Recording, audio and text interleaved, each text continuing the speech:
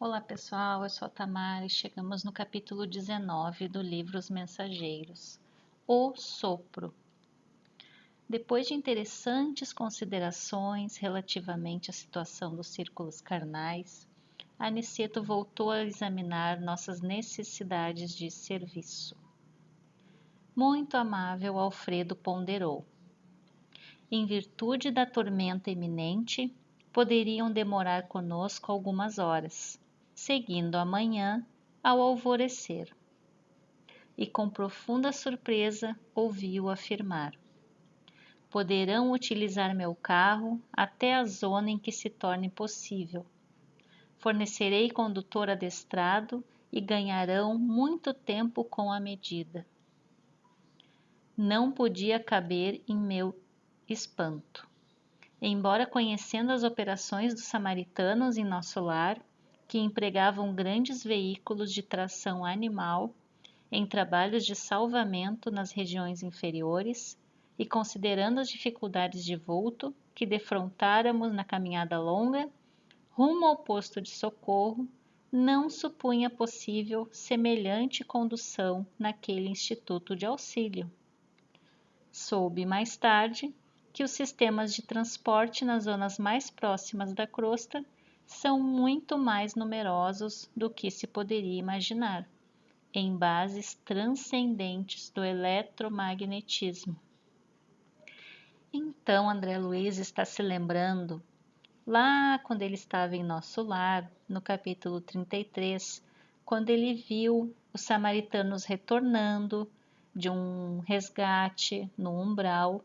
Eles estavam vindo com charretes, com tração animal, onde tinha cães, tinha pássaros também que furavam as formas pensamento do umbral. Então ele está se lembrando que nessa ocasião ele perguntou por que não usavam o aeróbus. E foi-lhe dito que poderia ter sido usado o aeróbus, só que não usavam porque as pessoas que estão no umbral, elas estão meio que presas numa época específica do passado, e chegando com um aparelho tecnológico diferente poderia assustar as pessoas. Então, em respeito às pessoas, eles usavam veículos de época. E no posto de socorro, agora ele está se defrontando com carros movidos a eletromagnetismo, em que Alfredo está falando que existem muitos desses carros transitando por aí, entre os postos em torno da Terra. Nosso orientador, que parecia meditar gravemente a situação, observou preocupado. Entretanto, temos serviços urgentes nos círculos carnais. Vicente e André precisam iniciar aprendizado ativo. Alfredo sorriu bondoso, asseverando: quanto a isso, não necessitaremos de maiores cuidados. Há sempre que fazeres em toda parte. Onde houver espírito de cooperação da criatura, existe igualmente o serviço de Deus. Nossos amigos poderiam colaborar conosco, ainda hoje, nas atividades de assistência. Acompanhar-nos-iam, por exemplo, nos trabalhos da prece, nos quais há sempre muita coisa a fazer e muita lição a aprender. Excelente sugestão, exclamou nosso instrutor. A oração individual ou coletiva é sempre vasto reservatório de ensinos edificantes. Aliás, falou Ismália afetuosa, não devemos demorar, estamos quase na hora. Nesse momento, como se fora chamado de súbito, a lembrança de grave compromisso de trabalho, falou o administrador, dirigindo-se à companheira. É preciso prevenir Olívia e Madalena das providências que se fazem imperiosas para a noite. Necessitaremos a colaboração de mais alguns técnicos do sopro. Temos alguns irmãos em estado grave, tomados de impressões físicas mais fortes. Técnicos do sopro? Indaguei assombrado, antes que Ismália pudesse fazer qualquer observação referente aos serviços. Sim, meu amigo, respondeu Alfredo atenciosamente. O sopro curador, mesmo na terra, é sublime privilégio do homem. No entanto, quando encarnados, demoramo-nos muitíssimo a tomar posse dos grandes tesouros que nos pertencem. Comumente, vivemos por lá, perdendo tempo com a fantasia, acreditando em futilidades ou alimentando desconfianças. Quem pudesse compreender, entre as formas terrestres, toda a extensão deste assunto, poderia criar no mundo os mais eficientes processos soproterápicos. Mas semelhante patrimônio está à disposição de qualquer espírito encarnado? Perguntou Vicente, compartilhando minha surpresa. Nosso interlocutor pensou alguns instantes e respondeu atencioso. E antes que ele responda, vamos só explicar essa imagem aqui, que mostra duas técnicas do sopro, que é o sopro quente, que ele é feito mais próximo da pessoa, com os lábios relaxados, e o sopro frio, que usa uma distância maior, e com os lábios em bico. Como o passe, que pode ser movimentado pelo maior número de pessoas, com benefícios apreciáveis, também o sopro curativo poderia ser utilizado pela maioria das criaturas, com vantagens prodigiosas. Entretanto, precisamos acrescentar que em qualquer tempo e situação, o esforço individual é imprescindível. O sopro, ele não resolve todos os problemas. Precisa do esforço individual de cada um. Toda realização nobre requer apoio sério. O bem divino, para manifestar-se em ação, exige a boa vontade humana. Nossos técnicos do assunto não se formaram de pronto. Exercitaram-se longamente, adquiriram experiências a preço alto. Em tudo há uma ciência de começar. São servidores respeitáveis pelas realizações que atingiram. Ganham remunerações de vulto e gozam enorme acatamento. Mas para isso, precisam conservar a pureza da boca e a santidade das intenções. Compreendendo o interesse que suas palavras despertavam, continuou o administrador, depois de pequena pausa. Nos círculos carnais, para que o sopro se afirme suficientemente, é imprescindível que o homem tenha o estômago sadio, a boca habituada a falar o bem, com abstenção do mal, e a mente reta, interessada em auxiliar.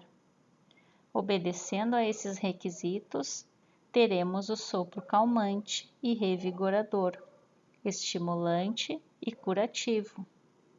Através dele, poder-se-á transmitir também na crosta a saúde, o conforto e a vida.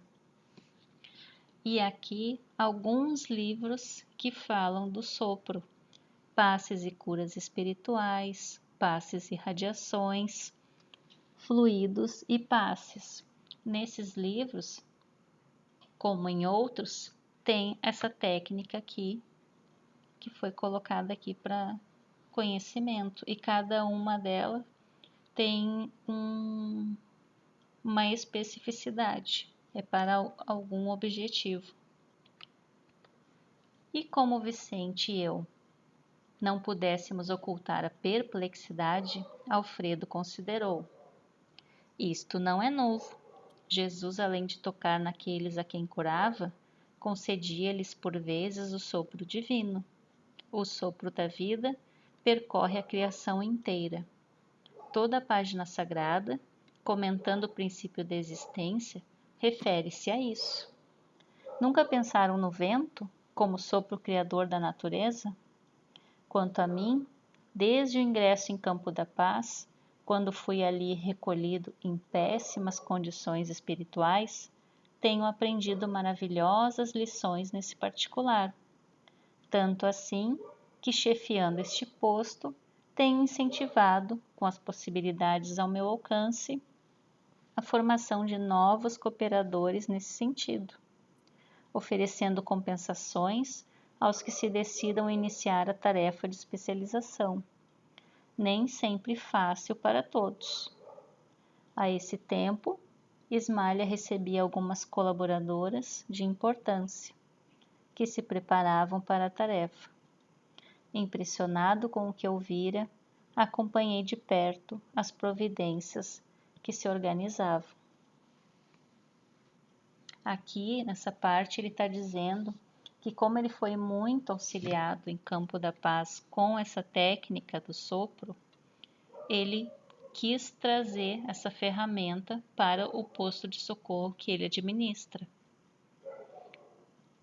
e que ele oferece treinamento, especialização e tem também alguns requisitos imprescindíveis, né, como falar o bem, como cuidar a moral, os pensamentos.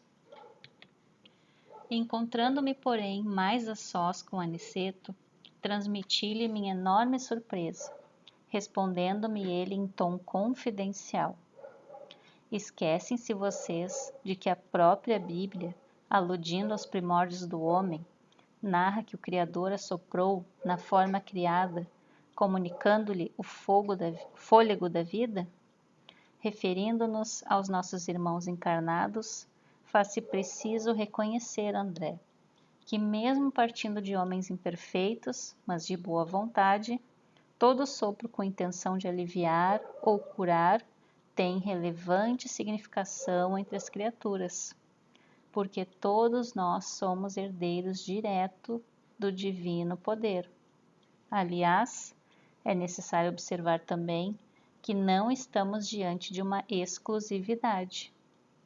Você, por certo, passou muito ligeiramente pelo nosso Ministério do Auxílio.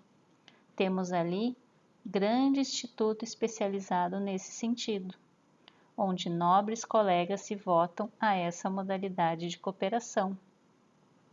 No plano carnal, toda a boca santamente intencionada pode prestar apreciáveis auxílios, notando-se, porém, que as bocas generosas e puras poderão distribuir auxílios divinos, transmitindo fluidos vitais de saúde e reconforto. E aqui a gente traz a questão 643 do Livro dos Espíritos, onde Allan Kardec pergunta: haverá pessoas que, por sua posição, não tenham possibilidade de fazer o bem? E aqui tem um pouquinho da resposta, porque ela é um pouquinho longa. Não há quem não possa fazer o bem, em ser útil, na medida do possível, todas as vezes que o seu concurso possa. Então, o sopro é uma ferramenta que nós podemos usar, porque ela trata de intenção, de magnetismo, de querer bem a alguém para ser beneficiado pelo sopro. Claro que agora que temos a questão da pandemia, não é viável utilizar essa técnica, mas quando passar, é possível utilizar. Pode ser usado em animaizinhos, em plantas, nos alimentos, na água, assim como o passe que a gente conhece. Esperava que Aniceto prosseguisse, mostrando-me as qualidades magnéticas do sopro, mas Alfredo acercara-se de nós, operoso e solícito, exclamando: estamos no momento destinado aos trabalhos de assistência e oração. Segui-lo-emos com prazer, respondeu nosso instrutor. Era necessário interromper a lição, atendendo a deveres diferentes. Estava tão interessante para André Luiz a questão do sopro, do magnetismo, mas eles tinham que ir para outra tarefa, a tarefa da oração. E aqui trazemos um recorte de Chico Xavier sobre a oração. A oração.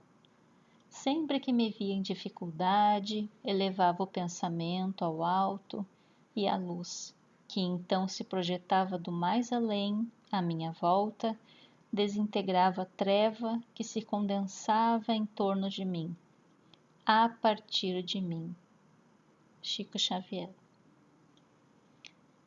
Ficamos aí com boas reflexões, indagações sobre essa técnica. Será que a gente já viu em algum lugar, algum centro espírita, alguma outra religião que usa? É mais uma ferramenta para nos auxiliar, para nos beneficiar. Sempre usando com boas intenções, com bons pensamentos, para auxílio de todos. Um grande abraço a todos, fiquem com Deus e até o próximo capítulo.